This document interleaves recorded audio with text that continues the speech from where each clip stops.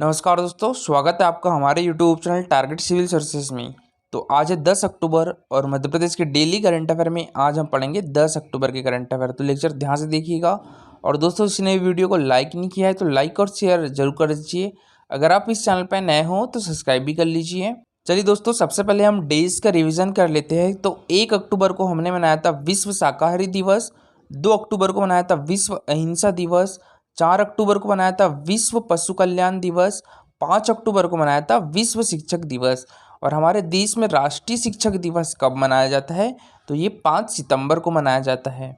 और देखिए दोस्तों, 8 अक्टूबर को मनाया जाता है वायुसेना दिवस। तो भारतीय वायुसेना की 89वीं वर्षगांठ मनाई गई कब? 8 अक्टूबर को।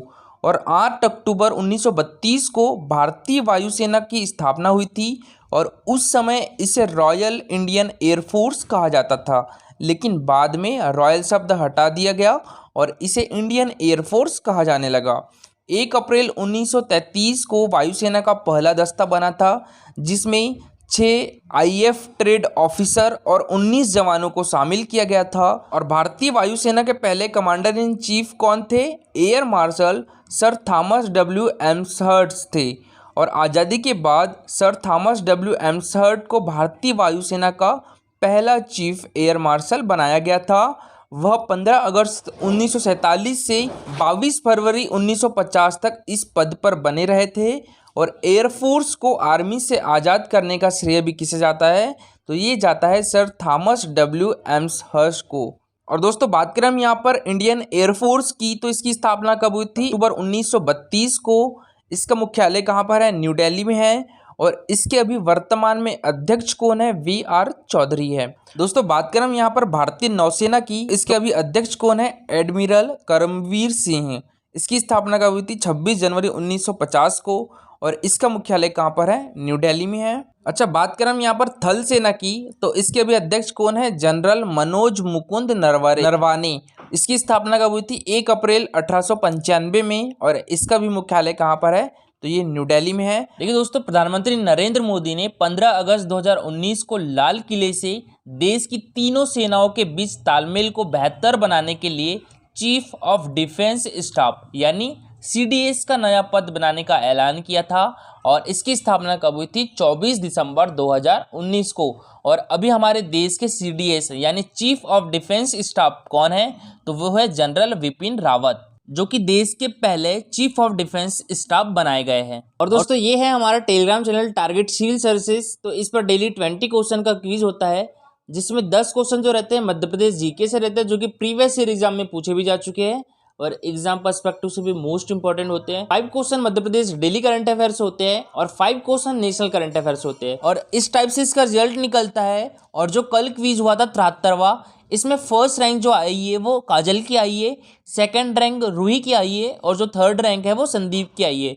तो दोस्तों, आप भी इस क्विज में पार्टिसिपेट कर सकते हो। टेलीग्राम चैनल की लिंक आपको हमारे वीडियो के डिस्क्रिप्शन बॉक्स में मिल जाएगी। चलिए दोस्तों, सबसे पहले हमने जो कल करंट अफेयर पढ़े थे उसका रिविजन कर लेते हैं, उसके बाद स्टार्ट करेंगे हम आज के करंट अफेयर।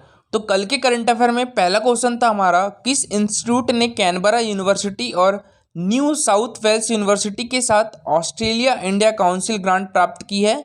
तो ये आईआईएम इंदौर ने। तो इसका आंसर क्या हो गया था? Option number A. और देखिए दोस्तों, हमारे देश में इंदौर एकमात्र ऐसा शहर है जहां पर आईआईटी इंस्टीट्यूट और आईआईएम इंस्टीट्यूट दोनों हैं। मैनेट इंस्टीट्यूट कहाँ पर है? तो ये भोपाल में है। और एआईजीजीपीए इंस्टीट्यूट कहाँ पर है? तो ये भी भोपाल में है। नेक्स्ट क्वेश्चन था हमारा, तितली संरक्षण व संवर्धन के लिए हमारे मध्य प्रदेश के किस जिले में तितली पार्क बनाया जाएगा? तो ये बनाया जाएगा इंदौर में। तो इसका आंसर क्या हो गया था? Option number A. Next question था हमारा, जनजातीय साहित्य महोत्सव 2021 मध्य प्रदेश के किस जिले में आयोजित किया जाएगा? तो ये किया जाएगा हमारे मध्य प्रदेश की राजधानी भोपाल में। और भोपाल में भी कहाँ? तो ये इंदिरा गांधी राष्ट्रीय मानव संग्रहालय में। ठीक है, और याद रखिएगा इंदिरा गांधी राष्ट्रीय मानव संग्रहालय कहाँ पर है?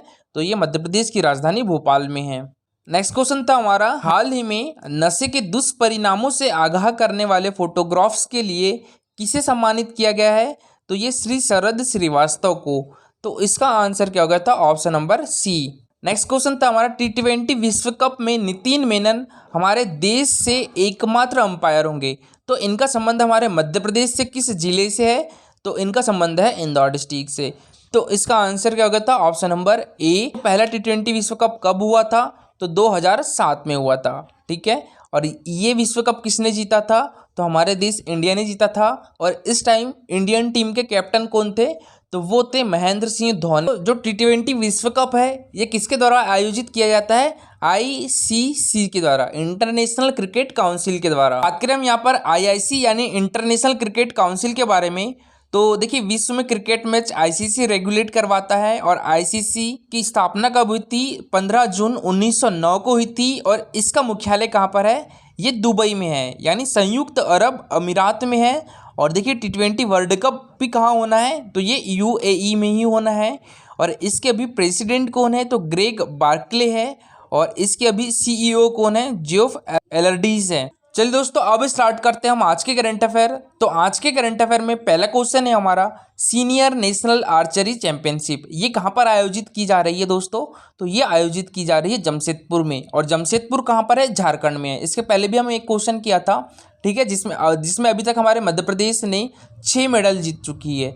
1 स्वर्ण पदक, 2 रजत पदक और 3 कांस्य पदक। ठीक है, तो अभी सीनियर नेशनल आर्चरी चैंपियनशिप में मध्य प्रदेश ने रिकर्व महिला टीम इवेंट में कौन सा पदक जीता है? तो स्वर्ण पदक जीता है। तो इसका आंसर क्या हो जाएगा? Option number A. तो दोस्तों अब हमारे मध्य प्रदेश ने 2 स्वर्ण पदक, 2 रजत पदक और 3 कांस्य पदक, यानी कुल 7 पदक जीत चुके हैं हमारे मध्य प्रदेश टीम ने। मध्य प्रदेश ने सीनियर नेशनल आर्चरी चैंपियनशिप में दूसरा गोल्ड मेडल जीता है। और यह मेडल रिकर्व महिला टीम इवेंट में आया है। और मध्य प्रदेश टीम में मौसम सिंह, विताशा ठाकुर, अमेय राय शामिल है। और टीम कोच रिचपाल सिंह सिलेरिया के मार्गदर्शन में खेल रही है। और मध्य प्रदेश अब तक 2 गोल्ड, 2 सिल्वर और 3 ब्रॉन्ज मेडल जीत चुका है। यानी अभी तक कितने मेडल जीत चुकी है मध्य प्रदेश टीम? 7 मेडल। और दोस्तों हमारे मध्य प्रदेश तीरंदाजी एकेडमी कहाँ पर है? तो ये हमारे मध्य प्रदेश की संस्कार राजधानी जबलपुर में स्थित है। और देखिए मध्य प्रदेश टीम ने सेमीफाइनल में राजस्थान को 26-25 से हराकर फाइनल में पहुंची थी। और फाइनल में किससे हराया गया है? तो ये झारखंड की टीम को हराया गया है। क्वेश्चन है हमारा, हाल ही में मध्य प्रदेश सरकार द्वारा राष्ट्रीय सेवा योजना पुरस्कार 2017-18 हेतु किसे चयनित किया गया है? तो ये किया गया है विजय घाटोले को। तो इसका आंसर क्या हो जाएगा? Option number C. और दोस्तों विजय घाटोले का संबंध किस जिले से है? तो छिंदवाड़ा डिस्ट्रिक्ट से है। ठीक है, याद रखिएगा। और छिंदवाड़ा डिस्ट्रिक्ट क्षेत्रफल की दृष्टि से मध्य प्रदेश का सबसे बड़ा जिला है। तो राष्ट्रीय सेवा योजना के माध्यम से समाज सेवा के क्षेत्र में उल्लेखनीय योगदान देने वाले राष्ट्रीय सेवा योजना स्वयं सेवकों को प्रतिवर्ष मध्य प्रदेश सरकार द्वारा राष्ट्रीय सेवा योजना राज्य स्तर पुरस्कार प्रदान किया जाता है। और मध्य प्रदेश सरकार ने हाल ही में राष्ट्रीय सेवा योजना राज्य स्तरीय पुरस्कार हेतु चयनित स्वयं सेवकों की सूची जारी की है, जिसमें छिंदवाड़ा जिले के शासकीय विज्ञान महाविद्यालय पांडुरना के NSS स्वयं सेवक विजय घाटोले को मध्य प्रदेश राष्ट्रीय सेवा योजना राज्य स्तरीय पुरस्कार 2017-18 हेतु चयनित किया गया है। और राष्ट्रीय सेवा योजना स्वयं सेवक विजय घाटोले द्वारा राष्ट्रीय सेवा योजना के माध्यम से समाज सेवा, पौधारोपण, रक्तदान, स्वच्छता अभियान, स्वच्छ भारत ग्रीष्मकालीन इंटर्नशिप, प्लस पोलियो अभियान, यातायात जागरूकता, नशा मुक्ति अभियान, मतदाता जागरूकता अभियान आदि विभिन्न गतिविधियों के माध्यम से उल्लेखनीय योगदान देने पर यह राज्य स्तरीय पुरस्कार प्रदान किया जा रहा है। नेक्स्ट क्वेश्चन है हमारा, हाल ही में मध्य प्रदेश हाईकोर्ट के नए मुख्य न्यायाधीश किसे नियुक्त किया गया है? तो ये किया गया है रवि विजय कुमार मलिमत को। तो इसका आंसर क्या हो जाएगा दोस्तों? Option number B. और यह है रवि विजय कुमार मलिमत। अच्छा, अभी तक हमारे मध्य प्रदेश हाईकोर्ट के मुख्य न्यायाधीश कौन थे? तो ये थे मोहम्मद रफीक। और अभी रवि विजय कुमार मलिमत को नियुक्त किया गया है। हमारा मध्य प्रदेश हाईकोर्ट कहाँ पर है? तो ये जबलपुर में है। और जबलपुर हाईकोर्ट की स्थापना कब हुई थी? 1956 में हुई थी। और इसकी 2 बेंचेस है, एक ग्वालियर में है और एक इंदौर में है। तो इनकी स्थापना कब हुई थी? 1968 में हुई थी। दोस्तों बात करें हम यहाँ पर पुरुषेंद्र कौरव की, तो ये अभी तक हमारे मध्य प्रदेश के महाधिवक्ता थे। और देखिए हमारे मध्य प्रदेश के प्रथम महाधिवक्ता कौन थे? तो ये थे M धर्माधिकारी। ठीक है, और पुरुषेंद्र कौरव को अभी मध्य प्रदेश हाईकोर्ट में न्यायाधीश नियुक्त किया गया है। और हमारे मध्य प्रदेश हाईकोर्ट के प्रथम मुख्य न्यायाधीश कौन थे? तो वो थे मोहम्मद हिदायतुल्ला। और बात करें हम यहाँ पर सतीश चंद्र शर्मा की, तो देखिए पहले ये भी मध्य प्रदेश हाईकोर्ट में न्यायाधीश थे और अभी इनको तेलंगाना हाईकोर्ट का मुख्य न्यायाधीश नियुक्त किया गया है। ठीक है, और बात करें प्रकाश श्रीवास्तव की, तो देखिए ये भी पहले मध्य प्रदेश हाईकोर्ट में न्यायाधीश थे और अभी इनको कोलकाता हाईकोर्ट का मुख्य न्यायाधीश नियुक्त किया गया है। तो सतीश चंद्र शर्मा और प्रकाश श्रीवास्तव का भी नाम याद रखिएगा, इनका संबंध हमारे मध्य प्रदेश से ही है। और देखिए दोस्तों, रवि विजय कुमार मलिमत, ये पहले हिमाचल प्रदेश हाईकोर्ट के मुख्य न्यायाधीश थे, इसके बाद अभी मध्य प्रदेश हाईकोर्ट के मुख्य न्यायाधीश बने हैं। अच्छा, अब हिमाचल प्रदेश हाईकोर्ट के मुख्य न्यायाधीश किसे नियुक्त किया गया है? तो ये मोहम्मद रफीक को नियुक्त किया गया है, जो कि मध्य प्रदेश हाईकोर्ट में अभी तक के मुख्य न्यायाधीश थे। ठीक है, तो देखिए मध्य प्रदेश हाईकोर्ट के मुख्य न्यायाधीश मोहम्मद रफीक को हिमाचल हाईकोर्ट के मुख्य न्यायाधीश के बतौर स्थानांतरित कर दिया गया है और हिमाचल हाईकोर्ट के कार्यवाहक मुख्य न्यायाधीश रवि विजय कुमार मलिमत को मध्य प्रदेश हाईकोर्ट के मुख्य न्यायाधीश के रूप में नियुक्त किया गया है।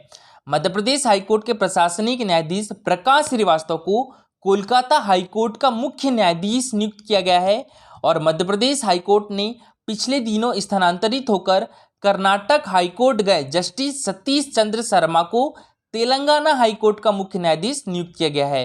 तो यहाँ याद रखिएगा, प्रकाश श्रीवास्तव और जो सतीश चंद्र शर्मा जी है, ये दोनों हमारे मध्य प्रदेश हाईकोर्ट से वकालत की शुरुआत करने के बाद यही न्यायाधीश नियुक्त होने का गौरव अर्जित किया था। देखिए बात करें हम यहाँ पर रवि विजय कुमार मलिमत की, जो कि मध्य प्रदेश हाईकोर्ट के नए मुख्य न्यायाधीश नियुक्त किए गए हैं। तो मध्य प्रदेश हाईकोर्ट के नए मुख्य न्यायाधीश तौर पदभार ग्रहण करने जा रहे हैं जस्टिस रवि मलिमत का जन्म 25 मई 1962 को हुआ था।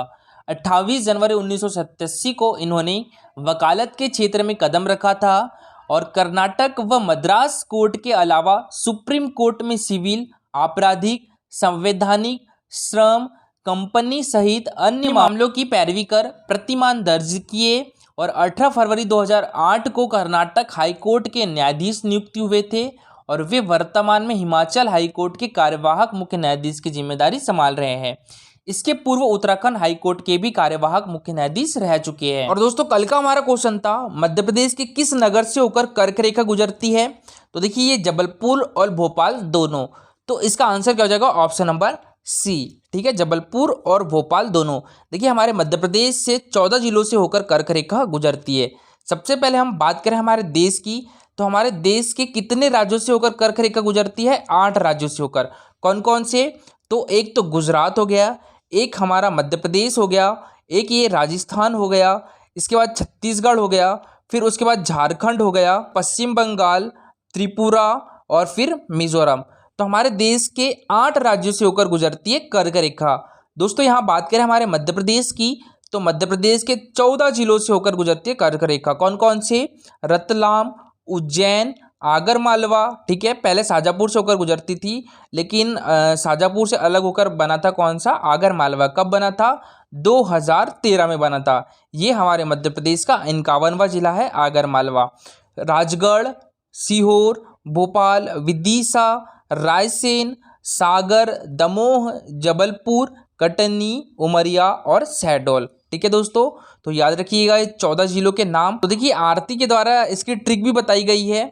रउआ राशि भवरासा, दम जम कटरी उमरासा। ठीक है, तो याद रखिएगा रउआ राशि भवरासा, दम जम कटनी उमरासा। कि र से क्या हो जाएगा? रतलाम, ऊ से क्या हो जाएगा? उज्जैन, और आ से क्या हो जाएगा? आगर मालवा, फिर रा से राजगढ़, सी से सीहोर, ब से भोपाल, वी से विदिशा, फिर रा से हो जाएगा रायसेन और सा से सागर, दम से दमोह, जब से जबलपुर, कटनी, ठीक है, उमरा से उमरिया और यहाँ सा आएगा। ठीक है, सा से शहडोल। और दोस्तों आज के लिए आपका क्वेश्चन है, बिरहा और विदेशिया नामक गायन का तरीका मध्य प्रदेश के किस क्षेत्र में है? बुंदेलखंड, बघेलखंड, मालवा या निमर? तो दोस्तों इसका भी आंसर पूरा डिटेल में दीजिएगा। और आज के लिए इतना ही। अगर लेक्चर अच्छा लगा हो तो लाइक और शेयर जरूर करिएगा। अगर आप इस चैनल पर नए हो तो सब्सक्राइब भी कर लीजिए। Thank you so much guys for watching this video.